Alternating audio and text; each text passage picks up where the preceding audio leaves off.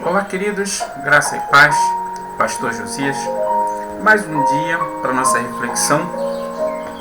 Hoje a gente está aqui com a nossa Bíblia aberta, o texto base é Mateus, capítulo 9, versículos de 18 a 22, e os textos auxiliares são Marcos, capítulo de número 5, de 25 a 34, e Lucas, capítulo 8, 40 e 48. O texto em apreço fala sobre a mulher que sofria há 12 anos com fluxo de sangue. Diz assim, versículo 18: Dizia ele estas coisas quando chegou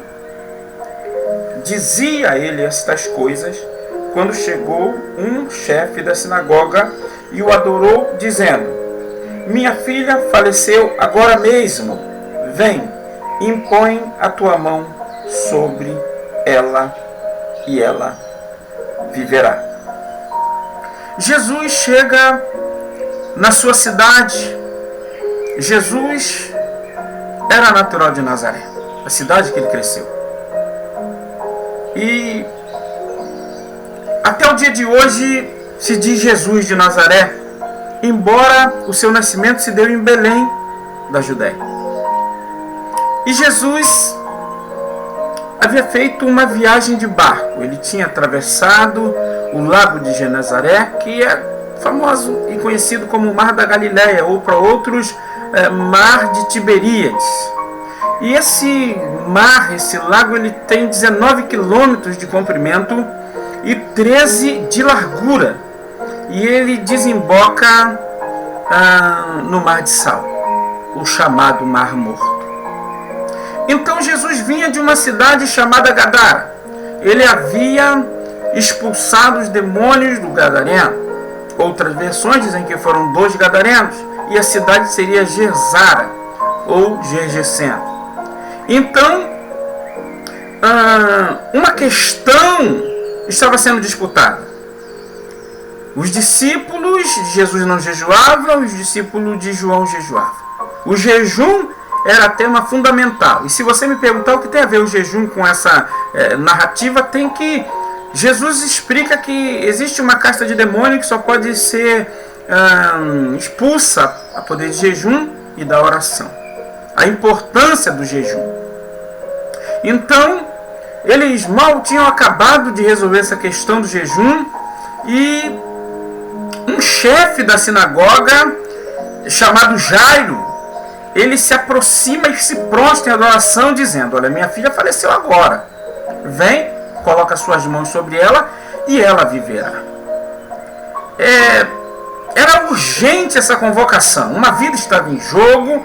Diante desse fato, Jesus se prontificou a ir com ele. E os discípulos o seguiram. Assim que Jesus, seus discípulos e Jairo se põem em movimento, uma multidão se avulta.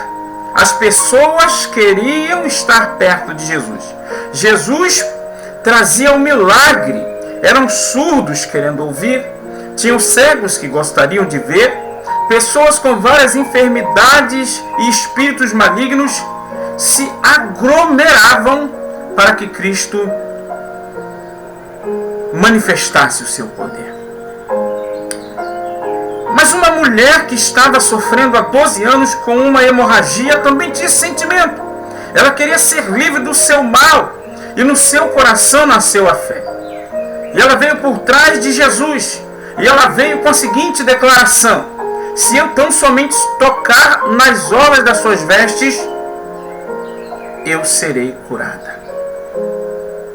A mulher chega por trás da multidão e ela quebra paradigma, porque sofrer de hemorragia constante fazia com que ela estivesse fora do arraial. Era costume que uma mulher com fluxo de sangue não estivesse no meio do povo. E Jesus, quando ele vê a mulher, ele disse: tem bom ânimo, a tua fé te salvou. Os evangelhos sinóticos vão dizer que a multidão lhe apertava e ele pergunta: quem me tocou? E Pedro, com os outros discípulos, disseram: Senhor, a multidão te oprime, a multidão te aperta. E o Senhor diz: quem me tocou? E Jesus diz: olha, alguém me tocou porque eu senti que de mim saiu virtude. A crença da mulher que se tocasse em Cristo lhe traria a cura se tornou verdade. Ela percebeu que estava correta na sua pressuposição.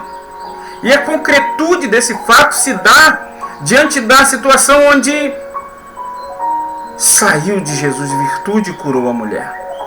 Tocar em Jesus é, portanto, um lugar da cura. Talvez nós estejamos passando por momentos onde estamos tão adoecidos quanto aquela mulher. Talvez não seja nenhum fluxo de sangue, mas outro tipo de enfermidade ou mal. Aquela mulher, ela buscou a Cristo para ser curada do seu mal com fé.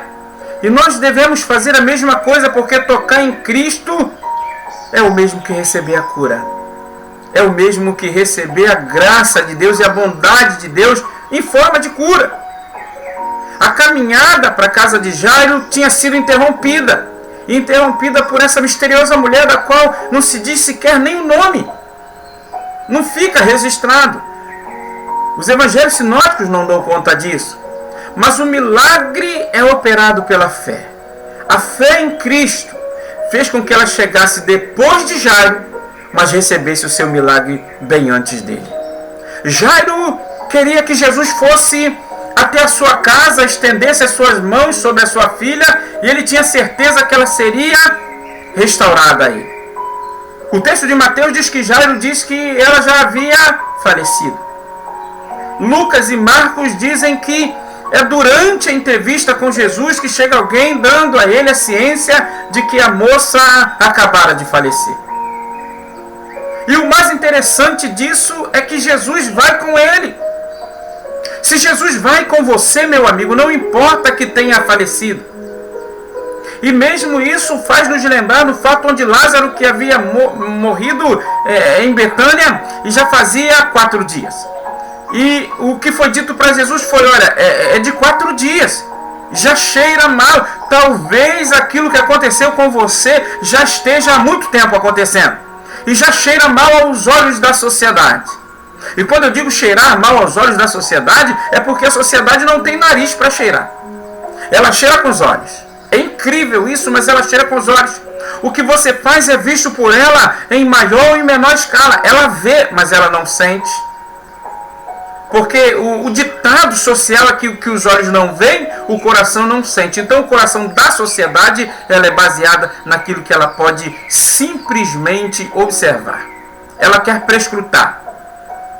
E falando em prescrutar, a gente lembra de C.S. Lewis, que escrevendo no seu livro A Abolição do Homem, ele diz que prescrutar não serve de nada. Porque uma pessoa que prescruta, ela vai buscar meios de imaginar aquilo que ela está tateando. Ela não vê nada, ela está apenas prescrutando.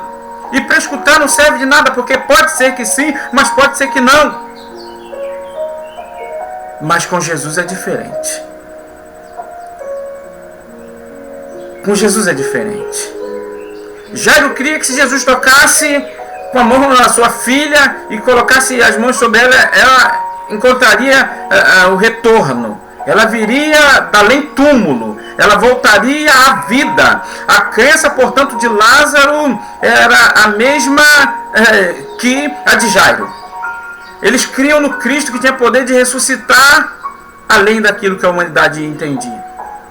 Do mesmo modo que foi dito para Lázaro, sai para fora, a filha de Jairo recebe, ainda que silenciosamente, a mesma ordem. Lhe é ordenado que saia do mundo dos sonhos. Porque quando Jesus vai ter com ela, ele diz: olha, ela está apenas dormindo. E muitos riram dele.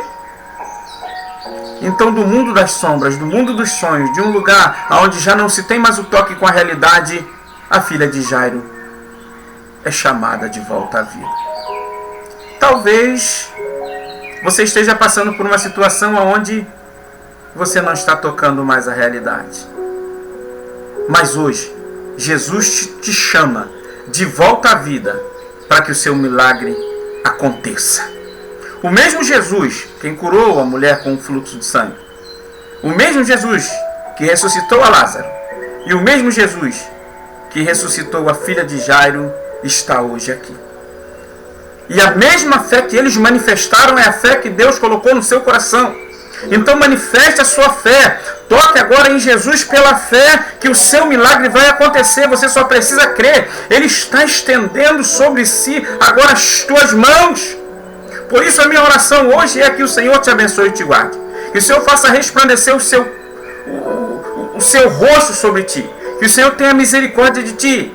Que Ele levante sobre si o seu rosto e te dê a paz. Que Deus te abençoe. Em nome de Jesus. Amém.